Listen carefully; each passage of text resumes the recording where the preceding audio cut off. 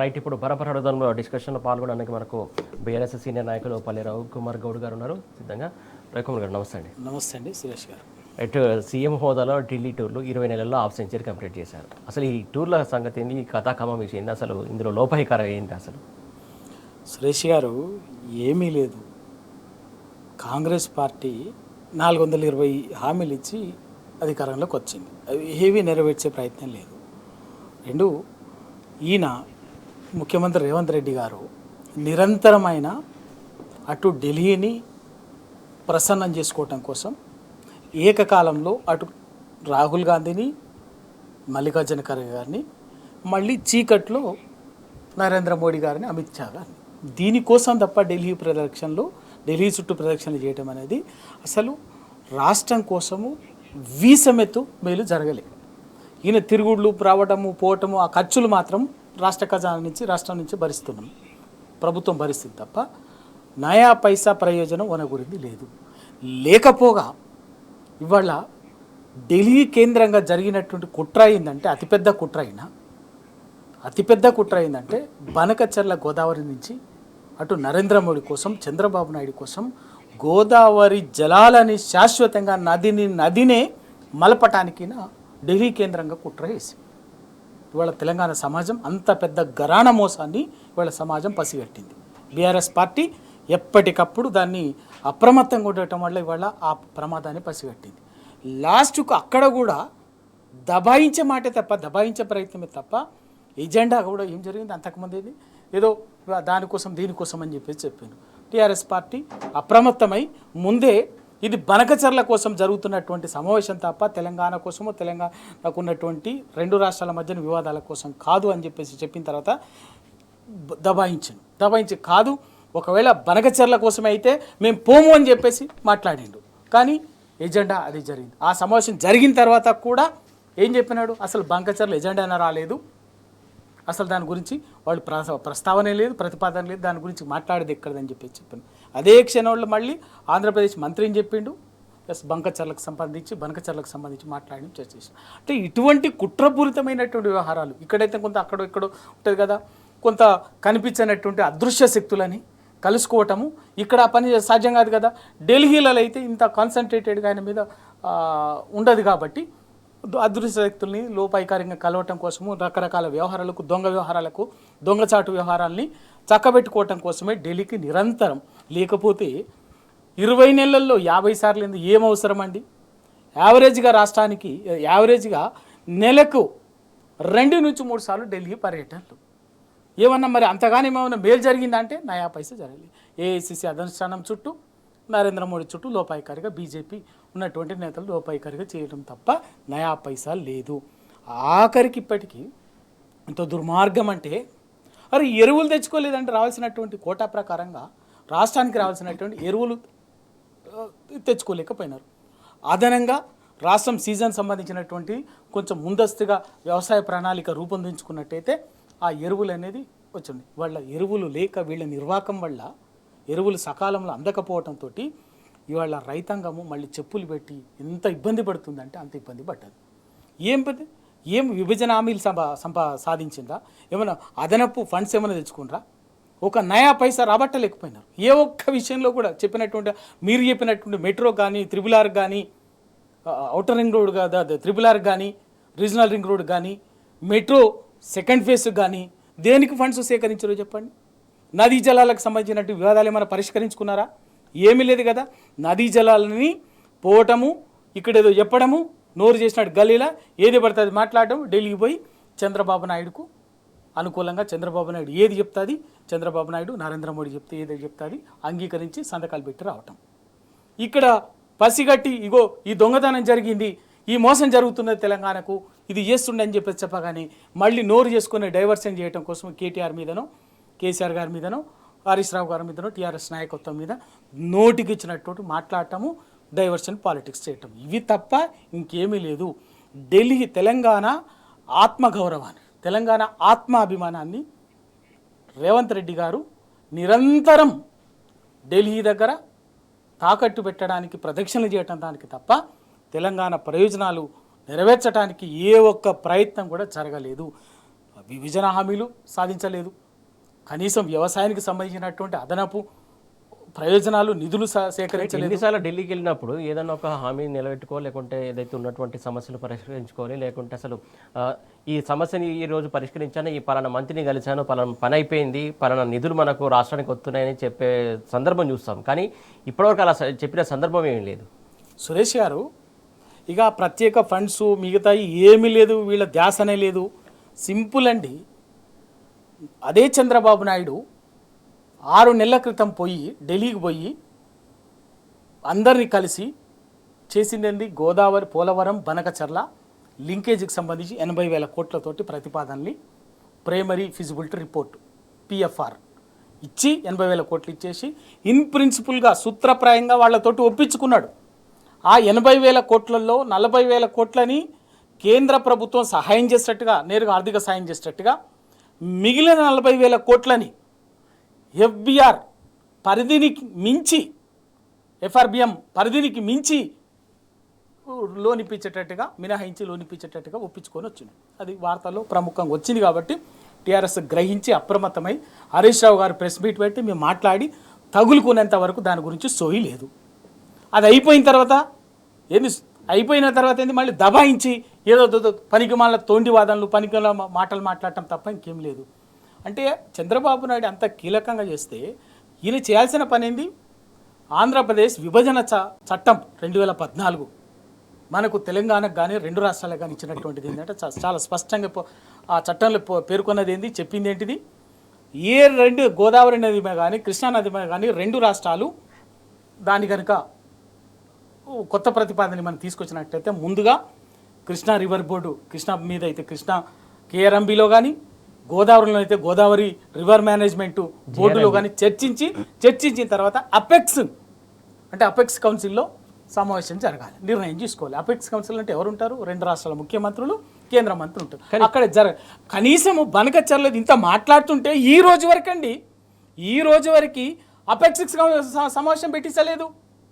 అంతకంటే ఇంక మనకున్నటువంటి హక్కులు అంటే ఎప్పటికప్పుడు మనకున్న హక్కుల్ని దారాదత్తం చేయడం కోసం, అటు అయితే చంద్రబాబు నాయుడు కోసం కానీ లేకపోతే నరేంద్ర మోడీ కానీ దారాదత్తం చేయడం కోసము చీకటి ఒప్పందాల కోసమే ఢిల్లీకి పోతున్నాడు తప్ప, చీకటి వ్యవహారాల కోసమే ఢిల్లీకి పోతున్నాడు తప్ప తెలంగాణ ప్రయోజనాల్ని కాపాడటానికి ఒక్క పర్యటన కూడా లేదు. బనకచర్లకు సంబంధించి మొదటి నుంచి బీఆర్ఎస్ అప్రమత్తం అవుతుంది, బీఆర్ఎస్ ప్రశ్నిస్తుంది, బీఆర్ఎస్ దానిపైన దండయాత్ర ప్రారంభించింది. కానీ కాంగ్రెస్ సంబంధించినటువంటి ఒక్క మంత్రి కూడా ఇప్పటి వరకు నోరు మెదపలేని పరిస్థితి. అటు పక్క రాష్ట్ర మంత్రి ఏమో కట్టి తీరుతామని చెప్పేసి నిన్న వ్యాఖ్యానం చేస్తాడు, అయినా ఇప్పటి వరకు మాత్రం నోరు మెదపలేరు. కాకపోతే బీఆర్ఎస్ సంబంధించినటువంటి మాజీ మంత్రి హరీష్ రావు గలమెత్తి కౌంటర్ ఇచ్చారు. వీళ్ళు ఎందుకు మాట్లాడతలేరు అనుకోవాలి. సురేష్ గారు, నిన్న ఆంధ్రప్రదేశ్ మంత్రి నారా లోకేష్ గారు ఏమని మాట్లాడారు? ఏం కాళేశ్వరం ప్రాజెక్ట్ ఏమన్నా మేము పొక్కగొట్టి తీసుకుపోతామా? మాట ఒకటి. ఏది ఏమైనా మేము బంకచర్ల గోదావరి లింకేజీని ఎవరు ఆపలేరు, మేము పూర్తి చేసుకుంటామని చెప్తున్నారు. అంటే కాళేశ్వరాన్ని పొక్క కొట్టైనా తీసుకుపోతామంటే ఎంత బలుపు మాట అండి, ఎంత అహంకారపూరితమైనట్టు మాట నారా లోకేష్ మాట్లాడింది. ఆ ధైర్యం ఎక్కడి నుంచి వచ్చింది లోకేష్కి? ఆ సపోర్ట్ ఎక్కడి నుంచి వచ్చింది? తెలంగాణ ముఖ్యమంత్రి, తెలంగాణ మంత్రులు లోపాయికారిగా మోకరిల్లును కాబట్టి, సంచులకు, మూటలకు, కిక్ బ్యాగ్స్కు మోకరిల్లును కాబట్టి, లోపాయికారిగా ఒప్పించింది కాబట్టి లోకేష్ అనేటటువంటి వాడు ఒక మంత్రి ధైర్యంగా మాట్లాడుతున్నాడు.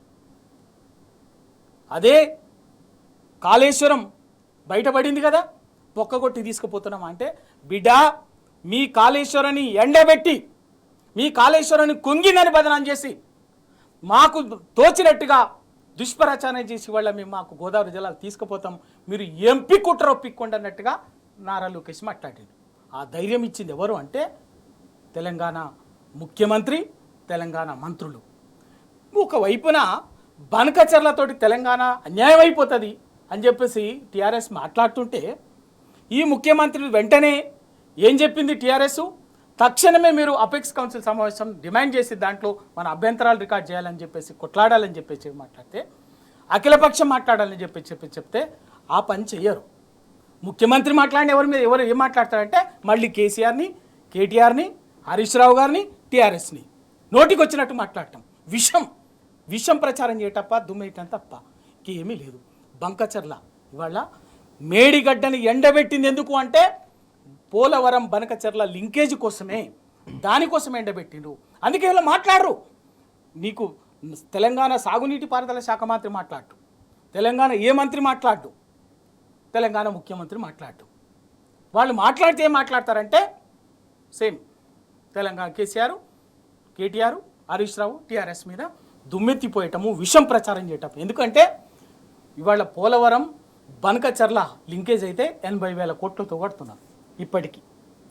పిఎఫ్ఆర్ అది ప్రైమరీ ఫిజిబిలిటీ రిపోర్టే 80,000 కోట్లతోటి. అది లాస్ట్కి ఎక్కడికి పోతుంది అంటే అది నిజంగా కనుక అయితే 1,40,000 కోట్లకు, 1,50,000 కోట్లకు, 1,60,000 కోట్లకు తీసుకుపోతారు. వీళ్ళు మహా సాధ్యులు దాన్ని చేయటంలో. దాంట్లో దానికి సహకరిస్తే వీళ్ళకి ఎవరికి రావాల్సినటువంటి వాళ్ళ బ్యాగ్ లేదు. తెలంగాణ గంగల మునిగితేంది, తెలంగాణ గోదావరి పోతేంది, తెలంగాణ రైతాంగ నాశనం అయితేంది, తెలంగాణ ప్రజలు ఏమైతే ఈ ముఖ్యమంత్రికి ఎందుకు, ఈ మంత్రులకి ఎందుకు? అదే కదా 70 ఏళ్ల సమైక్య పాలనలో 55 ఏళ్ళు రాష్ట్రాన్ని పరిపాలించి అటు గోదావరిని అటు మలిపించి దక్షిణ తెలంగాణ నల్లగొండని, మహబూబ్నగర్ కరువు, గోసల పాలు, వలసల పాలు, ఫ్లోరైడ్ పాలను విషం నీళ్ళు దాపించి ఉసురు పోసుకున్నారు. గోదావరిని పుష్కలంగా వాటర్ ఉన్నా కూడా ఇప్పటివరకు ఏ ఒక్క ప్రాజెక్టును పూర్తి చేయలే, అన్నీ పెండింగ్లో పెట్టినటువంటి వాళ్ళు వీళ్ళు.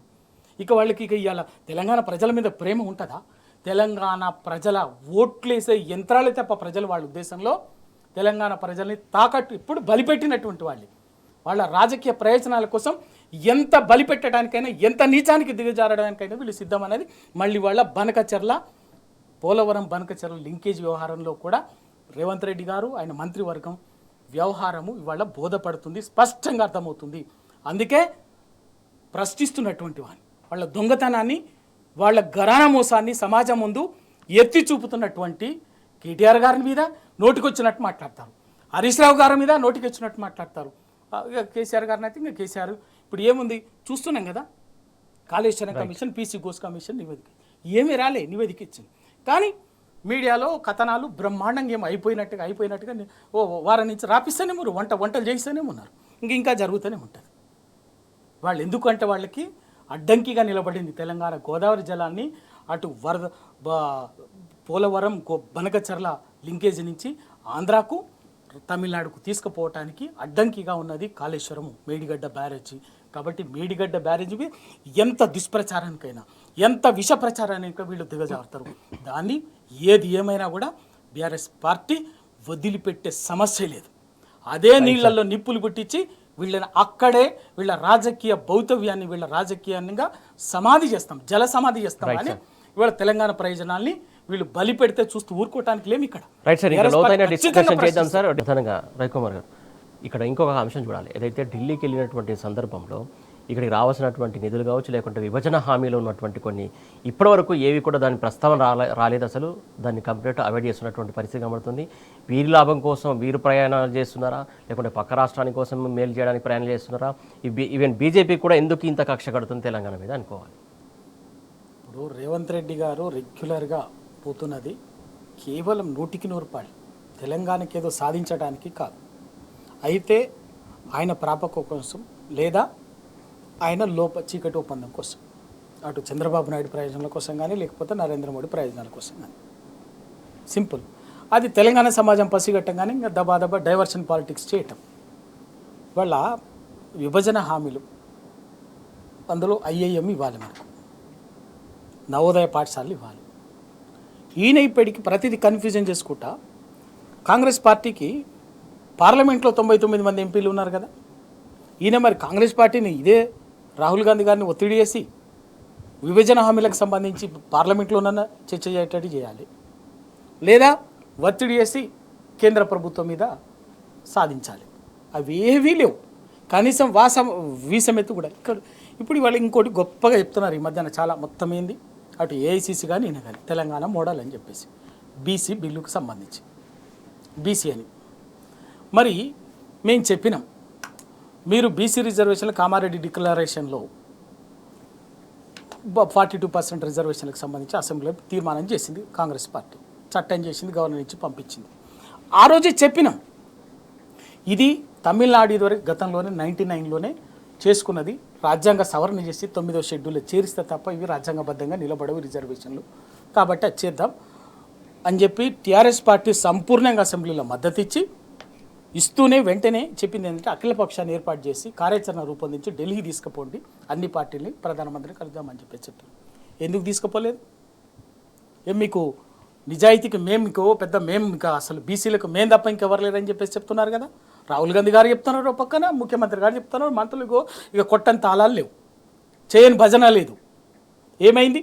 ఎందుకు తీసుకుపోలేదు? ఎందుకు తీసుకుపోవట్లేదు అంటే మీకు ఇష్టం లేదనే కదా. బీసీ నిజంగా కూడా అన్ని పార్టీలు పోయి బీజేపీ ప్రధానమంత్రి గారి దగ్గర కూర్చుంటే ఒత్తిడి పెంచితే సమస్య పరిష్కారం అయ్యేదేమో. వాళ్ళు కూడా బీసీ అంటున్నారు కదా, అయ్యేదేమో. ఆ పని ఎందుకు చేయలే? ఎందుకు అంటే చేయాల్సినటువంటి పనుల కోసం ఈయన రాడు. కేవలం రాజకీయ డ్రామాలు. చలో ఎందుకు అఖిలపక్షం? మరి ఎందుకు అఖిలపక్షం లేకుండా మళ్ళీ రేపు 5, 6 తారీఖు 7వ తారీఖు అదే అంశం మీద బీసీ కోసం ఏదో చేస్తున్నట్టుగా మీరు అన్నట్టు మరి ఇవాళ వెళ్ళాడు కాబట్టి ఇవాళ తీసుకెళ్తే బాగుంటుండే కదా. అదే చెప్తున్నాం. మేము ఎప్పుడు అసెంబ్లీలో మార్చి 12వ తారీఖు నాడు ఏదో పెట్టింది బిల్లు, సంపూర్ణంగా మద్దతు ఇచ్చింది. బీఆర్ఎస్ పార్టీ సంపూర్ణంగా మద్దతు ఇచ్చింది. గవర్నరు 22వ తారీఖు నాడు క్లియర్ చేసిండు, దాన్ని పంపించిండ్రు. అంటే ఇప్పటికి ఏప్రిల్ మే 4 నెలలు అవుతుంది రాష్ట్రపతి దగ్గరికి వెళ్ళి. మరి ఢిల్లీకి అందరూ ఊరికే రాదు కదా, అందరూ అన్ని పార్టీలు కలిసి వెళ్ళి ఒత్తిడి చేస్తే కదా, తీసుకుపోవాలి కదా. తీసుకుపోమని చెప్పినాం కదా, పోదామని చెప్పినాక మేము వస్తాం, సంపూర్ణంగా మద్దతు ఇస్తాం, కొట్లాడదాం పదండి ఢిల్లీకు అని చెప్పిన టైం తీసుకోండి, రాష్ట్రపతి తీసుకుంటారా, ప్రధానమంత్రి తీసుకుంటారా, టైం తీసుకోండి, మేము వస్తాం, అఖిలపక్షాన్ని తీసుకెళ్ళండి అని చెప్పి ప్రధానంగా ఇందులో అఖిలపక్షం డిమాండ్ చేస్తుంది, కానీ మిగతా పార్టీలు డిమాండ్ చేయని పరిస్థితి కనబడుతుంది. తీసుకెళ్లడంలో కూడా తాత్సారం చేస్తుంది. ఎందుకోసం అనుకోవాలి? ఇంకొకటి అలాగే బీజేపీ కూడా ఇందులో ద్వంద్వ వైఖరి కనబడుతుంది. 10% ముస్లింలనేమో పక్కన పెట్టండి అని చెప్తారు, దాని గురించి సమాధానం రాదు కాంగ్రెస్ నుంచి. సురేష్ గారు ఇక్కడ సరిగ్గా ఈ 2 జాతీయ పార్టీలు బీజేపీ కాంగ్రెస్ ఈ 2 కలిసి ఆడుతున్నటువంటి డ్రామా. తెలంగాణ విషయంలో దేశ జాతీయ రాజకీయాలు ఈ రెండు పార్టీలు తలపడతాయి. తెలంగాణకు వచ్చేసరికి 2 పార్టీలు ఒకటే. రేవంత్ రెడ్డి గారు కాంగ్రెస్ పార్టీ ముఖ్యమంత్రి గారు, కాంగ్రెస్ పార్టీ కండువ కప్పుకున్నటువంటి బీజేపీ ముఖ్యమంత్రి అయిన ఎన్డీఏ ముఖ్యమంత్రి. నరేంద్ర మోడీ ఎజెండాను ఇక్కడ అమలు చేస్తున్నాడే తప్ప, చంద్రబాబు నాయుడు అవసరాలను తీరుస్తున్నాడే తప్ప, ఇటు తెలంగాణ ప్రజల అవసరాలను తీరుస్తలేడు, అటు కాంగ్రెస్ పార్టీ ఎజెండా కూడా పనిచేస్తలేడు. ఆయన కేవలం నరేంద్ర మోడీ ఎజెండాను అమలు చేస్తున్నాడు. అందుకే ఇవాళ బీజేపీకి కూడా కావాల్సింది ఏంది? బీజేపీ ఎందుకు అంటే ఇవాళ వాళ్ళు బీసీ అనేది జపం చేయదలుచుకున్నారు తప్ప దాన్ని నిజాయితీగా నిబద్ధతతో చేయదలుచుకోలేదు. అందుకోసమే ఈయన ఏదో అడిగినట్టు వాళ్ళు ఏదో చేసినట్టుగా. మరి బీజేపీ ఇక్కడ అసెంబ్లీలో మద్దతు ఇచ్చింది. మొన్న రాష్ట్ర అధ్యక్షుడేమో ఇంకో రకం మడతా పేచి పెట్టి ఇంకో మాట మాట్లాడాడు. సరే, దాని లోతు ఏంది అనేది కాంగ్రెస్ కుట్ర ఏంది అనేది తర్వాత. కానీ ఇప్పుడు ఢిల్లీకి మీరు కూడా బీజేపీ పార్టీ కాంగ్రెస్ పార్టీని చలో పోయి ఢిల్లీలో తేలుదాం పదండి అని చెప్పేసి ఎందుకు చెప్పదు. ఇవాళ స్పష్టంగా బీసీ రిజర్వేషన్ల విషయంలో, స్థానిక సంస్థల్లో బీసీ రిజర్వేషన్ల విషయంలో కానీ, విద్యా ఉపాధి అవకాశాల్లో, విద్యా ఉద్యోగ అవకాశాల్లో బీసీలకు 42% రిజర్వేషన్ల విషయంలో కానీ మొదటి నుంచి స్పష్టంగా మాట్లాడుతున్నది ఒక్క బీఆర్ఎస్ పార్టీనే. అవి 9th షెడ్యూల్లో చేరిస్తే తప్ప చట్టబద్ధంగా రాజ్యాంగబద్ధంగా నిలబడదు అని చెప్పేసి చెప్తున్నటువంటి డే 1 నుంచి చెప్తూ ఈ రోజు వరకు చెప్తున్నటువంటిది బీఆర్ఎస్ పార్టీ. కాంగ్రెస్ పార్టీ విషయంలో డ్రామా ఆడుతుంది, బీజేపీ పార్టీ డ్రామా ఆడుతుంది. కాంగ్రెస్ పార్టీ ఏమంటుంది? మరి ఇవాళ ఏమంటారు? ఆర్డినెన్స్ తోటి జీవో ఇవ్వచ్చు అని చెప్పేసి ప్రయత్నం చేసింది. ఒకవేళ నిజంగా స్థానిక సంస్థలు 42% రిజర్వేషన్లే ఆర్డినెన్స్ తోటో జీవోతోటే సాధ్యమయ్యేదైతే మరి ఢిల్లీకి ఎందుకు పంపించినట్టు చట్టాన్ని? బిల్లు ఎందుకు పంపించినట్టు? రాష్ట్రపతి పరిశీలన కోసం. మోసం కదా. లేదు, అంత ఈజీగా అయ్యేది ఉంటే ఇప్పటికే మహారాష్ట్ర ప్రయత్నం చేసింది, కోర్టు కొట్టేసింది. బీహార్ ప్రయత్నం చేసింది, కోర్టు కొట్టేసింది. మధ్యప్రదేశ్, ఛత్తీస్గఢ్, కర్ణాటక అవన్నీ చేస్తే ప్రయత్నం చేసింది, కోర్టు కొట్టేసింది. ఇవన్నీ వాళ్ళు కూడా చేసుకునేటోళ్ళు కదా. ఇంత సింపుల్గా ఒక జీవోతోటి ఆర్డినెన్స్ అయ్యేది ఉంటే వాళ్ళు చేయలేదు. మీరు ఒకవేళ ఇవన్నీ ఏంటంటే ఇద్దరు కూడా బలుకొని తెలంగాణ ప్రజల్ని మోసం చేస్తున్నారు. ఇది ఢిల్లీ కేంద్రంగా జరుగుతున్నటువంటి రాజకీయాలు. ఇటువంటి మోసపూరితమైనటువంటి కుట్రపూరితమైనటువంటి రాజకీయాల కోసమే లోపాయికారి దొంగ తెరచాటు రాజకీయాల కోసమే రేవంత్ రెడ్డి ఢిల్లీకి పోయి లోపల చీకట్లో ఒప్పందాలు చేసుకుని వస్తున్నాడు. ఆ చీకటి ఒప్పందాల కోసమే, తెలంగాణ సమాజాన్ని మోసం చేయటం కోసము, తెలంగాణ ప్రయోజనాలను ఎప్పటికప్పుడు దెబ్బతీయటం కోసము, తెలంగాణ ప్రయోజనాలని తాకట్టు పెట్టడం కోసము, తెలంగాణ ఆత్మగౌరవాన్ని కించపరచడం కోసమే, ప్రయోజనాలు దెబ్బతీయటం కోసమే చేసే చీకటి ఒప్పందాల కోసమే ఆయన చీటికి మాటికి ఢిల్లీకి పోతున్నాడు తప్ప తెలంగాణ కోసం కాదు. ఇది వాస్తవము. దీన్ని పసిగట్టి ఎప్పటికప్పుడు తెలంగాణ సమాజానికి అప్రమత్తం చేస్తున్నది బీఆర్ఎస్ పార్టీ. కాబట్టి అటు బీజేపీ ఇటు కాంగ్రెస్ ఇద్దరు అవకాశం దొరికినప్పుడల్లా తెలంగాణ బీజేపీ నాయకులు కాంగ్రెస్ని ఏమన్నారు, అధికారంలో ఉన్న పార్టీని ఏమన్నారు, తెలంగాణ కాంగ్రెస్ నాయకులు కేంద్రంలో అధికారంలో ఉన్నటువంటి బీజేపీని పల్లెత్తు మాట అన్నారు. ఇద్దరు కలిసి మాట్లాడేది ఎవరిని అంటే, నిరంతరం టార్గెట్ చేసేది ఎవరిని అంటే టీఆర్ఎస్ నాయకత్వాన్ని, కేసీఆర్ గారిని, కేటీఆర్ గారిని, హరీష్ రావు గారిని, ఇంకా మిగతా నాయకత్వాన్ని ఎప్పటికప్పుడు చేస్తూ ఈ చీకటి ఒప్పందాన్ని ఈ స్క్రిప్ట్ రాసుకోవటం కోసం, అక్కడి నుంచి డైరెక్షన్స్ తీసుకోవటం కోసం, వాళ్ళు చెప్పే స్క్రిప్ట్ ఇప్పటివరకు నేను ఎట్లా నటించిన అని చెప్పేసి రివ్యూ చేసుకొని ఎప్పటికప్పుడు కొత్త స్క్రిప్ట్ రాసుకొని కొత్త పాత్రల్ని ఎప్పటికప్పుడు ఎట్లా నటించాలన్న దానికోసమే, చీకటి ఒప్పందాల కోసమే, చీకటి కోసమే స్క్రిప్ట్ బీజేపీ రేవంత్ రెడ్డి అనేటువంటి ఢిల్లీకి పోతున్నాడు. స్క్రిప్ట్ బీజేపీ డైరెక్షన్ టీడీపీ అనుకోవాలా? ఖచ్చితంగా అదే కదా నేను చెప్తున్నాను. స్క్రిప్టు మన నరేంద్ర మోడీ గారు ఇస్తారు, ఢిల్లీ బీజేపీ ఇస్తుంది. డైరెక్షన్ చంద్రబాబు నాయుడు గారు చెప్తారు. ఇదంతా కూడా చీకటి రూమ్లో చీకటి ఒప్పందంగా నడుస్తుంది, బయటకు ఉండదు. ఇక్కడ రేవంత్ రెడ్డి గారు నటిస్తుంటారు, ఆడుతుంటారు. ఆయనకి ఇక మిగతా సహచరులు ఒకరు తాళాలు కొడుతున్నారు, ఒకరు కీలు బొమ్మ అనుకోవాలంటే ఇందాక ఒక మాట అన్నారు, తెలంగాణ ప్రయోజనాలు తాకట్టు పెట్టారంటే ఒక మాట గుర్తుకొచ్చింది. ఏదైతే తనలో ఉన్నటువంటి కేసు సంబంధించి, ఓటుకు నోటు కేసు సంబంధించి దాంట్లో ఆ రక్షణ కోసం ఒక కీలు బొమ్మలాగా మారిపోయాడు అనుకోవాలా రేవంత్ రెడ్డి? అంతే కదా. మరి వాళ్ళు ఎందుకు ఇవాళ రేవంత్ రెడ్డిని ఎందుకు పట్టుకొని అటు చంద్రబాబు నాయుడు ఇటు నరేంద్ర మోడీకి ఎందుకు ఆడిస్తున్నారు? ఈయన ఆ రోజు తెలంగాణని అస్థిరపరిచేందుకు, తెలంగాణ ప్రభుత్వాన్ని అస్థిరపరిచేందుకు చంద్రబాబు నాయుడు డైరెక్షన్లో ఇక్కడికి వచ్చి ఓటుకు నోటు ప్రత్యక్షంగా దొరికిపోయిండు. అది కేసు ఉంది. అందుకే ఆ కేసు ఎప్పుడు విచారణ పూర్తయినా కూడా ఈయనకేం జరుగుతుందో అందరికీ తెలుసు. అది అట్లా డ్రాగన్ కావటం కోసం ఇంకా అక్కడ ఇవన్నీ జరుగుతుంటాయి. ఇక్కడ తెలంగాణ ఉద్యమంలో పాల్గొన్నోడు కాదు, తెలంగాణ ప్రజల ఈతి బాధల కోసం ఎన్నడూ పోరాటం చేసినటువంటి వాడు కాదు, తెలంగాణ రైతాంగ సమస్యల కోసమో, తెలంగాణ విద్యార్థుల సమస్యల కోసమో, తెలంగాణ ఏ వర్గం ప్రజల హక్కుల కోసమో, ప్రయోజనాల కోసమో పోరాటం చేసినటువంటి వాడు కాదు, నిలబడి ధర్నాను ఓ రాస్తారోకను చేసినటువంటి వాడు కాదు.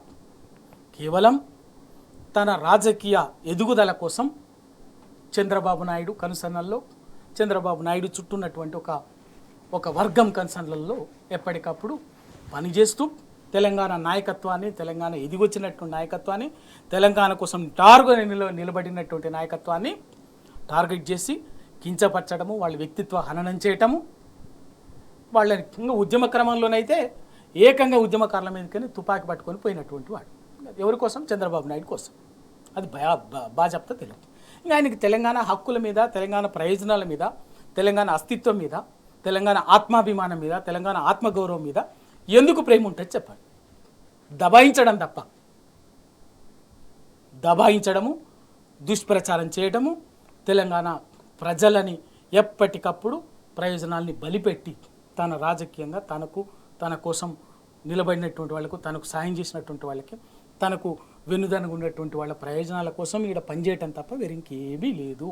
అది వాస్తవము, నిజం. ఇక్కడ కేంద్రంలో నరేంద్ర మోడీ బీజేపీ దీనికి ఈ స్క్రిప్ట్ ఇస్తున్నటువంటి బీజేపీ నాయకత్వానికి వాళ్ళ ప్రయోజనాలు వాళ్ళకు ఉన్నాయి. సార్, ఫైనల్గా కంక్లూజన్ ఒకటి ప్రధానంగా ఏదైతే ఈయన ఒక మాట అన్నారు స్వయంగా ఆయన ముఖ్యమంత్రి హోదాలో, ఏదైతే విదేశాలకు వెళ్ళినా, లేకుంటే పెట్టుబడులు తీసుకురావడానికి పోయినా, లేకుంటే ఢిల్లీ పోయినా, అక్కడికి వెళ్తే అక్కడ వాళ్ళు చెప్పులు దొంగిలించడం లెక్క చూస్తున్నారు అని చెప్పేసి ఒక మాట అన్నాడు. అంటే అలాంటి విషయం తెలిసి కూడా మళ్ళీ ఈ విమాన టూర్లు ఏంటి, ఈ విదేశీ పర్యటనలు ఏంటి అంటే అక్కడ నుంచి రావని తెలిసి కూడా ఈ టూర్లు దేనికోసం మరి? సురేష్ గారు వాస్తవంగా 2014 జూన్ 2 నాటికి తెలంగాణ రాష్ట్రం వచ్చిన నాటికి కేసీఆర్ గారు ముఖ్యమంత్రిగా ప్రమాణ స్వీకరించిన నాటికి తెలంగాణ అన్ని రంగాల్లో అస్తవ్యస్తంగా ఉన్నది. అటు పరిపాలన కానీ, నీకు సాగునీరు కానీ, వ్యవసాయ రంగం కానీ, సంక్షేమ రంగం కానీ అస్తవ్యస్తం ఏముందో అర్థం కాని పరిస్థితి. అటువంటి పరిస్థితి నుంచి కేసీఆర్ గారు 9.5 ఏళ్ళలో తెలంగాణను అగ్రగామిగా అద్భుతంగా దేశంలోనే అగ్రగామిగా ఏ పారామీటర్ తీసుకున్నా కూడా తలసరి ఆదాయమా, జిఎస్డిపియా, ఇంకోటా ఏ తీసుకున్నా కూడా తెలంగాణను అగ్రగామిగా నిలబెట్టింది 9 నెలల్లో. అప్పులు పుట్టించడంలో కానీ, తీసుకురావడంలో కానీ, దాని అభివృద్ధిలో కూడా క్యాపిటల్గా మార్చడం, అభివృద్ధి జరిగింది. అప్పులు తేవటము, తెచ్చినటువంటి అప్పుని క్యాపిటల్గా మార్చటము, క్యాపిటల్ ఇన్వెస్ట్గా పెట్టడము, దాని మొత్తం ఆర్థిక వ్యవస్థని మౌలిక సదుపాయాలు మొత్తం సమగ్రంగా తీసుకురావడంలో కేసీఆర్ గారు అద్భుతంగా 9 నెలలు చేశారు. కాబట్టే 5 లక్షల కోట్లు ఉన్నటువంటి జిఎస్డిపి 15 లక్షల కోట్లు అయింది 2020 నాటి. 2014లో 5 లక్షల కోట్లు అయినటువంటి జిఎస్డిపి 2022-23 నాటికి వచ్చేసరికి 15 లక్షల 16 లక్షల జిఎస్డిపి అయింది. ఊరికే కాలే కదా. అట్లాగే ఐటీ ఎక్కడికొక్కడ ఉద్యోగులు 3 లక్షలు ఉన్నటువంటి ఉద్యోగులు 10 లక్షలకి ఇట్లా పెరిగింది అయింది. అటువంటి దాన్ని ఈయన తీసుకొచ్చి అప్పచెప్పి మంచి అన్ని రంగాల మంచిగా ఉన్నటువంటి దాన్ని సెట్ చేసి అప్పచెప్పిన దానివన్నీ అన్ని రివర్స్లో పోయింది. ఇంక కొత్తవి తీసుకోడు కానీ ఎందుకు అంటే అప్పులు పుట్టట్లేదని చెప్తుండే. ఎందుకంటే ఇప్పుడు దొంగని దొంగ కిందనే చూస్తారు సమాజం. దొంగ మంచి బట్టలు వేసుకొని మంచోడిని గొప్ప నేను కాలరు కోట్ వేసుకొని చేస్తే మాత్రం మీరు అన్నట్టు దొంగ కిందనే చెప్పులు ఎత్తుకుపోయేటోడి కిందనో ఇంకో కిందనో చూస్తారు. ఆయనే చెప్పుకుంటుండు. అంటే ఆ విధంగా మాట్లాడటం కూడా ఆయన తెలంగాణ గౌరవాన్ని, తెలంగాణ అస్తిత్వాన్ని కించపరిచేటటువంటిది. అంటే నువ్వు ఒక ముఖ్యమంత్రి అంటే ఒక ప్రైడ్ ఆఫ్ ది స్టేట్. అటువంటిది నువ్వు ఏం చేస్తున్నావు? నీ వ్యక్తిత్వాన్ని, నీ లేఖితనాన్ని అనొద్దు కానీ ఆ మాట నాలాంటి వాడు ఒక ముఖ్యమంత్రి స్థాయిలో ఉన్నటువంటి మాట అంత తక్కువ భావాన్ని ఇవాళ ప్రజల ముందు తెలంగాణని తక్కువ చేసేటటువంటిది చేస్తున్నారు.